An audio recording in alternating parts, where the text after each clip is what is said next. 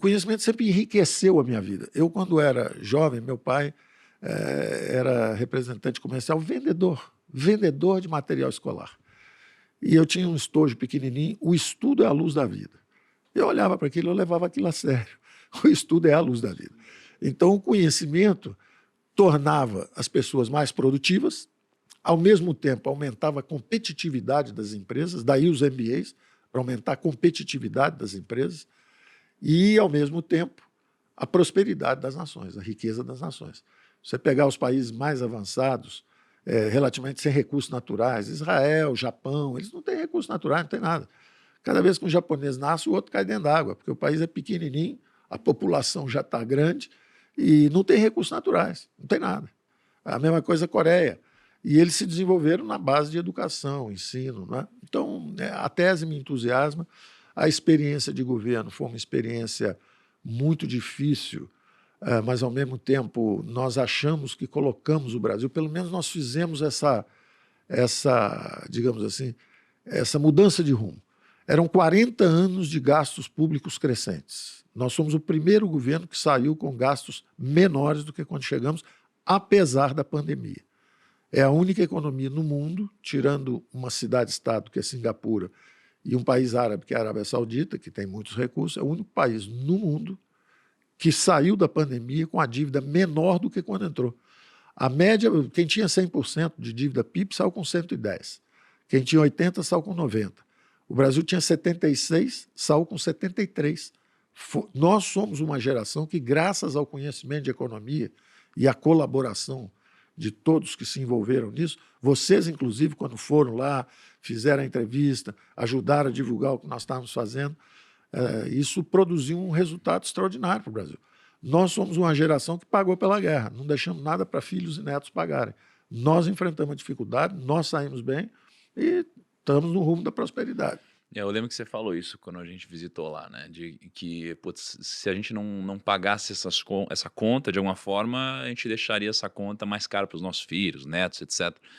E aí, assim, foi uma montanha-russa, né? Pelo que você está falando, muitas experiências, pô, frutos muito bacanas, momentos muito desafiadores, e no meio disso uma pandemia completamente inesperada mesmo, né? Sim. Assim, pô, loucura isso. Agora, olhando para tudo que aconteceu, né? Você ainda voltaria para a política? Assim, sei lá, se o Lula te convidasse para ser ministro do governo dele, você toparia, por exemplo, uma coisa dessa? Olha, eu devo dizer com a maior sinceridade do mundo, só em caso de guerra mundial.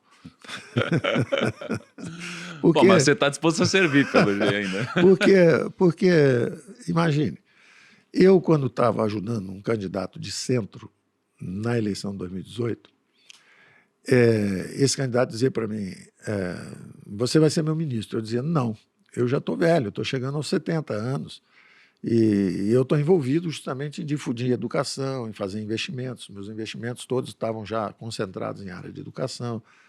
Eu acho que eu já cumpri um ciclo de vida.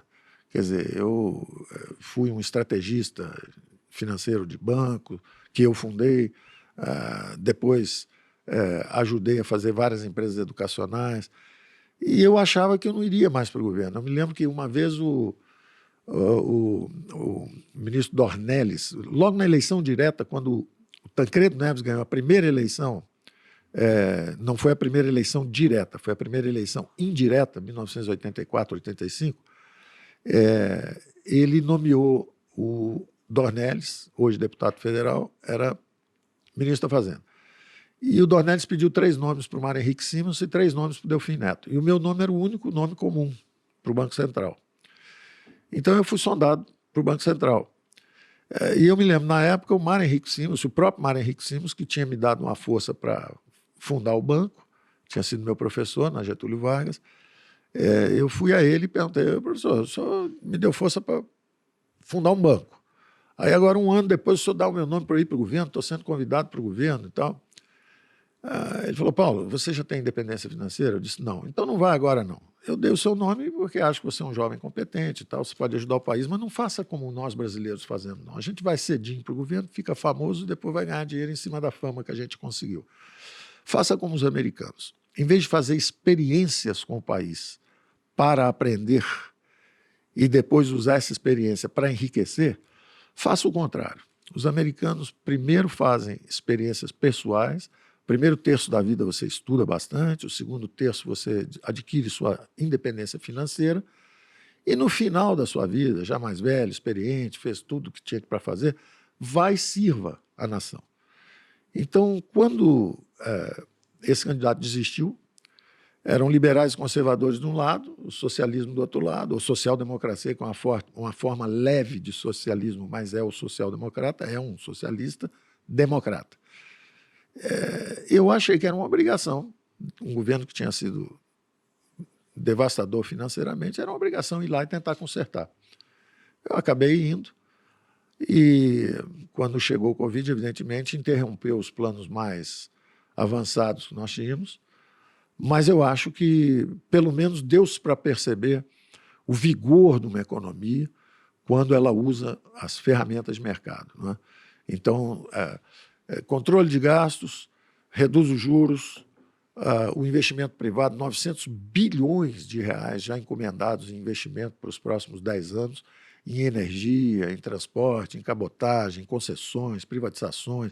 Isso já tem um pipeline aí de investimentos preparados para os próximos 10 anos. O Brasil já está no caminho da prosperidade. Você certamente conhece esse cara aqui como ministro da Economia nos últimos 4 anos. Mas pouca gente sabe que o Paulo Guedes é, na verdade, um dos empreendedores mais bem-sucedidos do setor de educação no Brasil. Nas décadas de 80 e 90, ele comandou o IBMEC e lançou o primeiro MBA executivo do Brasil. Nos últimos 15 anos, como gestor de fundos de private equity, ele investiu em 4 empresas de educação que depois fizeram IPO. O próximo passo do Paulo Guedes no setor de educação já está decidido. O Grupo Primo fechou uma parceria para lançar um novo MBA em macroeconomia e gestão de portfólio com o Paulo Guedes. Vai ser um MBA para você aprender a analisar cenários econômicos e, a partir disso, tomar boas decisões de investimentos.